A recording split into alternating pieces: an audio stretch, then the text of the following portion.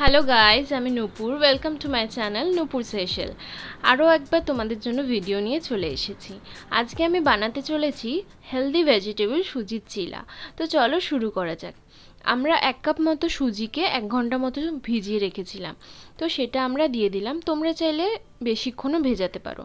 তারপরে আমরা খুব সামান্য আটা দিয়ে দিয়েছি।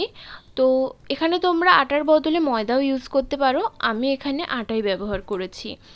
তো তারপরে একটা ডিমকে আমরা ভেঙে দিয়ে দিলাম। ডিম দেওয়ার পরে সব সবজিগুলো একে একে আমরা দিয়ে দেব।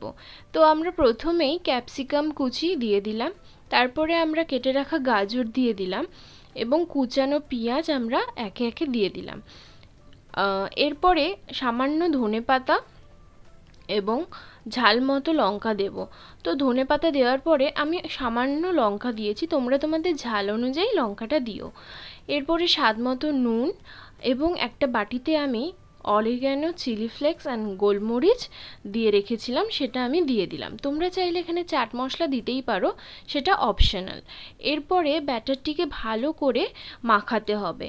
তো খুব যেন পাতলাও না হয়, আবার খুব যেন শুকনোও না হয়।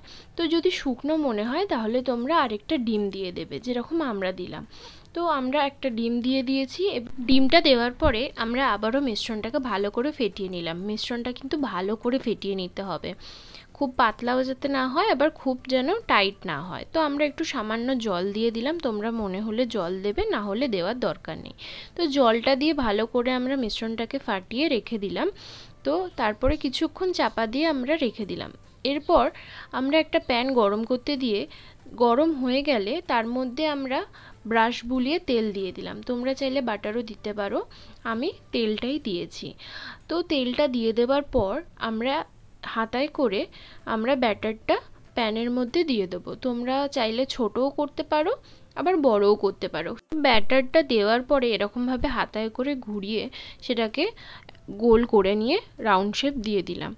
এরপরে এটাকে ভালো করে হতে দিতে হবে। মিডিয়াম ফ্লেমে এটাকে আস্তে আস্তে করে করতে হবে এবং এক পিঠ হয়ে গেলে আরেক পিঠকে দিতে হবে। তো যেহেতু মিডিয়াম ফ্লেমে আছে, তো একটু সময় লাগবে হতে। তো এরকমভাবে আস্তে আস্তে এপিট ওপিট করে তারপরে যদি তোমাদের তেল দেওয়ার প্রয়োজন হয় তোমরা ব্রাশ বুলিয়েও দিতে পারো। তো এরকমভাবে চিপে চিপে সেটাকে সেঁকে নিতে হবে। যেহেতু কম তেল, তাই জন্য একটু সময়টা বেশি লাগছে। তো এরকম লাল লাল হয়ে গেলে আবারও অপর পিঠ ভালো করে পাল্টে দিতে হবে। এরকম দু পিঠটাই লাল লাল হয়ে গেলে তারপরে সেটাকে থালাতে পরিবেশন করতে হবে।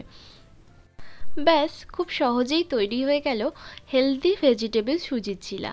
তো তোমরা এটা চাইলে সস দিয়েও খেতে পারো বা শুধুও খেতে পারো। আজকের ভিডিওটি ভালো লাগলে একটা লাইক, কমেন্ট অ্যান্ড শেয়ার করে দিও। আর যারা সাবস্ক্রাইব করোনি তারা চ্যানেলটিকে সাবস্ক্রাইব করে দিও। আজকের মতো টাটা।